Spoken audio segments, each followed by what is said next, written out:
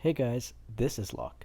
Do not waste these apprentice scrolls. These are actually really important for free-to-play players to progress throughout the game because you need to use this on specific characters to apply the attack penalty debuff on bosses to be able to progress smoothly in the game.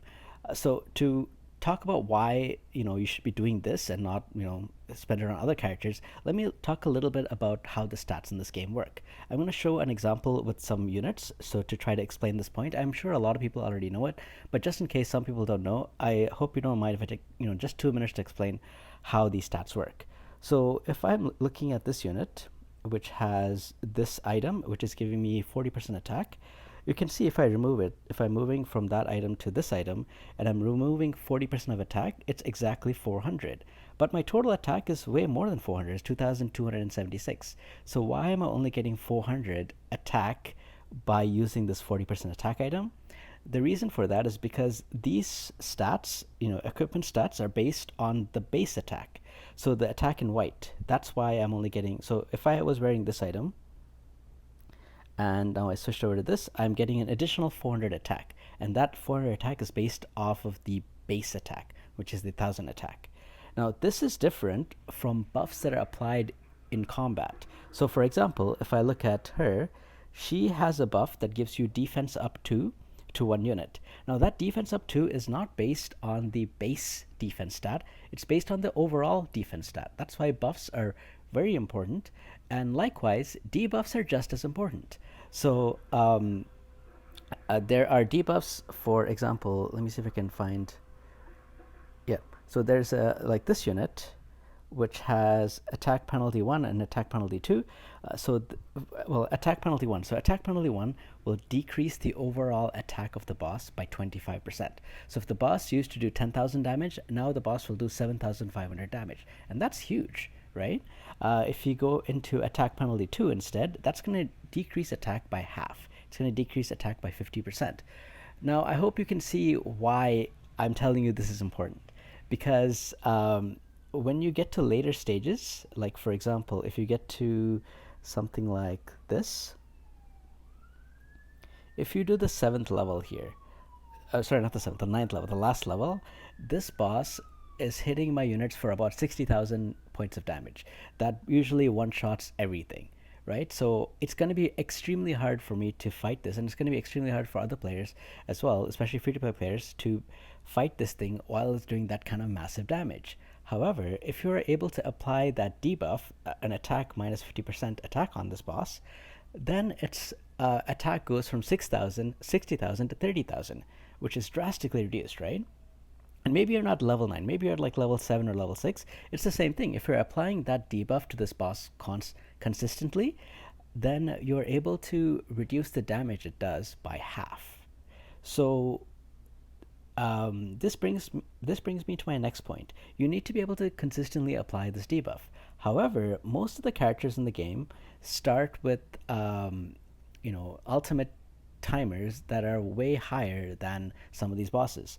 So let's take a look at first of all, let's take a look at anyone that has this attack penalty debuff. So these are all the units, and most of them, even common units like Arena, they start with a timer that is like their complete recharge timer is about 23 seconds. Now this is usually, unfortunately, too high, right? You really want something that you can cast in 20 seconds or less. 18 to 20 seconds is where you want to target, and I'll show you how to get from 20 seconds down to 18 pretty easily. But that's usually kind of where you want to target, and most of these have ultimate recharge timers that are way over 20 seconds. Some of these units, like, a lot of these units especially, are quite good that you really want to be using. However, their timer is just too high to consistently use it, unfortunately. So your scrolls, your skill scrolls are very important, and you probably want to save them for a number of units. Like, you might not only want to save them for a very specific debuff character, you might want to save them for an attack character, or like somebody like this, so you can tank better. You really want to save your epic and legendary skill scrolls. But how about your common skill scrolls? I think this is a perfect opportunity for you to use your common skill scrolls on someone like Arena to do two things. First, you want to bring your percent chance to inflict this debuff to 100%. And the second thing you want to do is decrease the recharge timer to 20 seconds. So by doing this, and provided you have enough accuracy, you're able to consistently land this debuff once every 20 seconds, and it lasts for 10 seconds, right? There are other, all of these, not all, but most of these units are a suitable replacement that you can do this. For example, this guy. Again, he also has an attack penalty 2 debuff. It lasts for 10 seconds, and with the correct skill scroll, it goes down to 20 seconds that you can keep recasting this. Most of the bosses have either a 18-second cycle or a 20-second cycle. So if you have somebody on an 18-second cycle, how do you get it from 20 seconds to 18? It's actually pretty easy, because all you have to do, I'm going to use her as an example, all you have to do is give them items like these. Something that gives you skill haste plus 20. It's not too difficult to get this. You can start farming for it in even like lower level dungeons, like dungeon level 4 or level 5. So you can. It's not too hard to farm it. It might take a few days, but it shouldn't take more than that to get a complete set. And once you have this, your skill timer now goes down to 18.5 seconds. If you want to get it exactly to 18 seconds or lower, you have another opportunity by using your 4-star item. Like whenever your character gets to 4-star, you can equip a rune, and those runes often do have skill skill haste. It gives you sometimes between like 11 to 12 skill haste pretty easily. It shouldn't take too much effort to get that as well. So anyway, but with that, you're able to get your cast timer of this to below 18 seconds, right? And so you can so when the game starts on the 12th second or the 11th second, if you're able to get this down, you will cast the skill, and for the next 10 seconds you get coverage. You get the attack penalty debuff coverage. So whenever the boss is going to cast an ultimate, make sure it's within that 10-second window, and you're covered. Whenever the boss is casting the ultimate, you are basically reducing the ultimate's damage by a half, just outright, right? So this is a very effective tool that you're going to have to be able to tackle these dungeons. So it's very important that you make use of this. Now, this might not apply to everybody, especially to people that are able to spend money on the game, that are able to buy scrolls for legendary units or epics. Then you don't have to worry about using it on a rare. You can use it on a epic or legendary hero. There are other units that, let me just get this here. There are other units that want to use it on, like for example, if you really like using Shuk, and you find that he does a lot of other things that you really want to use him for, then then you might have already skilled him for this. So you don't need to skill a rare unit to do the same job. You already have somebody that's doing the job for you. So depending on if you're going to dedicate a epic or even legendary unit to do this job, or if you're just going to use one of the common rares to do it. Now, which is the best unit to do it will actually unfortunately depend on your composition. I can say, from all of these rares that I'm looking at, I think Arena is the best, but it might not be the best for you. The reason is because you have to look at this. If you are, looking at poison fire teams, maybe you need to find somebody that has poison or fire. Maybe if you're looking at light or thunder, then you can use Arena. Otherwise, if you're looking at ice or dark, or sorry, necrosis, then you have to find one of those characters as well, which is, I think, one of the 3 characters down here, the 3 ice characters. And the reason why this is important is because, again, when you look at these dungeon levels, look at the this level here. This harpy, to land this debuff on this harpy, you need 220 accuracy. Now that sounds like a lot, but as you're progressing through the game, you actually find that accuracy comes in from various places. And one of the places it comes from is actually here, your elemental affinity. As you level this up, as you can see, you will get plus 50 accuracy.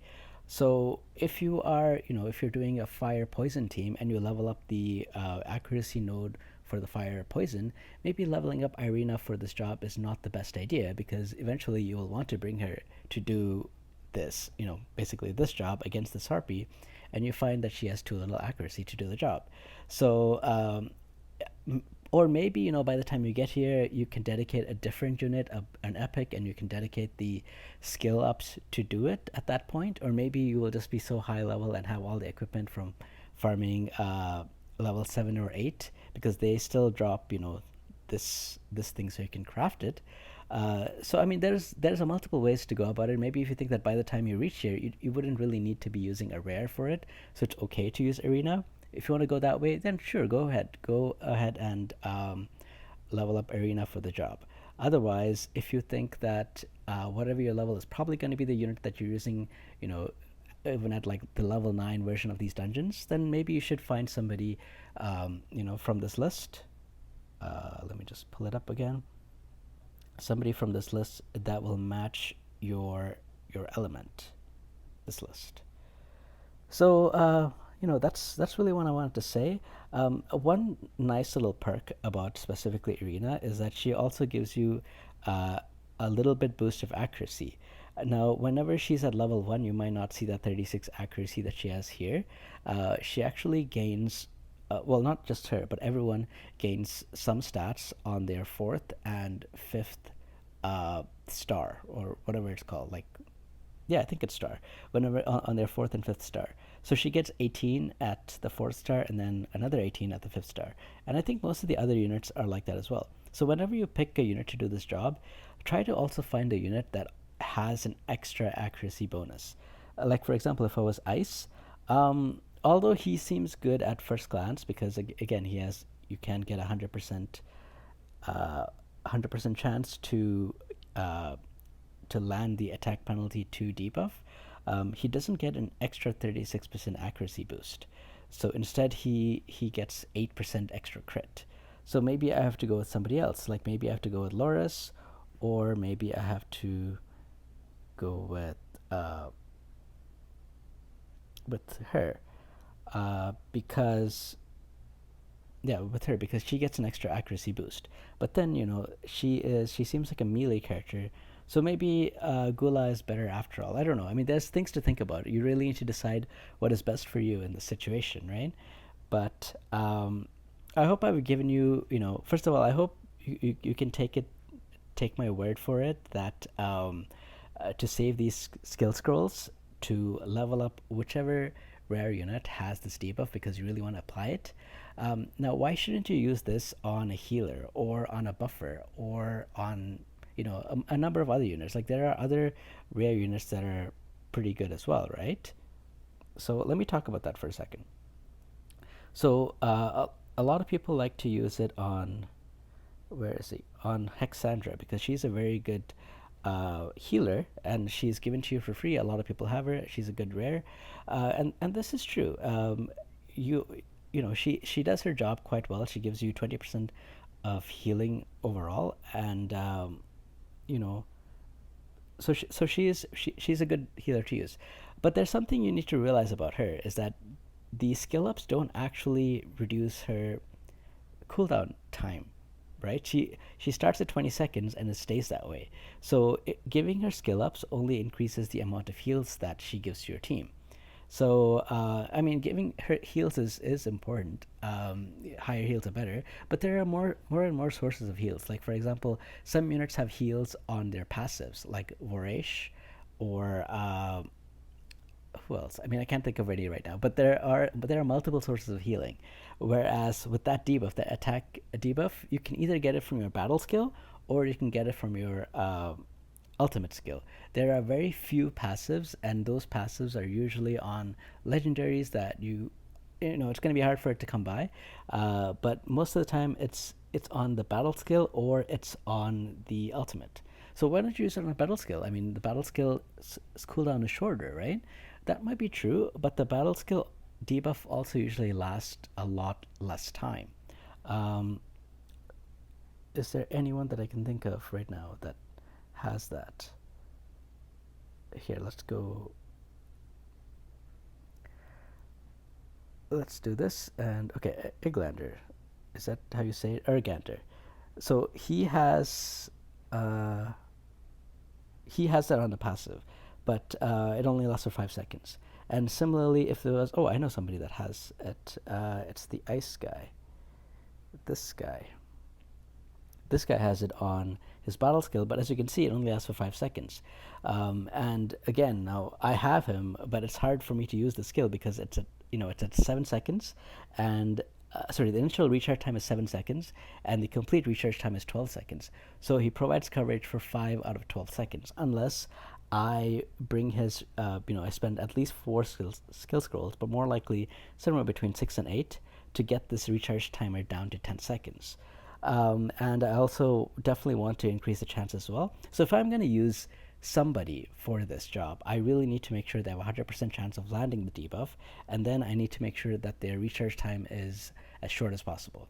So doing that on legendary is a little bit difficult. So that's why I'm suggesting you do it on the common. Now, the other thing I said was, why don't you use it on buffs? Like, why don't you get a character that can apply buffs and bring their cooldown down? Um, I mentioned that buffs affect the entire stat of a character, right? Like if you have 2000 attack and you get a 20% buff, that's going to be an extra 400 attack. Um, the boss's stats are so much higher. Like there are units that provide very high defense buffs. For example, this guy, he provides defense up all to uh, everyone within that range. So it increases everyone's defense by 30%. But your defense might be something like 2,000, right? So you'll get an extra maybe 600 defense, whereas the boss is doing an attack of 60,000. Yeah, like reducing that 60,000 by half is way more important than giving you an extra 30% defense on top of whatever most of these units have. So that's why I think the most impactful thing we can do with these apprentice skill scrolls is to use it on these rare units that will be able to consistently provide the attack penalty debuff. So those are my thoughts on this, and I hope I hope this makes sense. If you have any questions or comments, please leave them below, and I'll do my best to address it. Take care, guys. We'll see you guys later.